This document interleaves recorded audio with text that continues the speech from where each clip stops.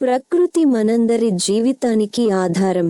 గాలి, నీరు, నేల, చెట్లు లేకపోతే మన జీవితం అసాధ్యం.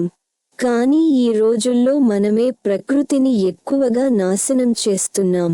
అడవులు నరికేస్తున్నాం, నదుల్లో చెత్త వేస్తున్నాం, ప్లాస్టిక్ ఎక్కువగా వాడుతున్నాం. దీనివల్ల వాతావరణం మారిపోతుంది. వర్షాలు సరిగా పడటం లేదు, తుఫాన్లు పెరుగుతున్నాయి. ఇప్పుడైనా మనం బాధ్యత తీసుకోవాలి. ప్రతి ఒక్కరూ ఒక చెట్టు నాటాలి. నీటిని జాగ్రత్తగా వాడాలి. ప్లాస్టిక్కి బదులుగా సహజ వస్తువులు ఉపయోగించాలి. చిన్న చిన్న మార్పులు పెద్ద మార్పుకు దారి తీస్తాయి.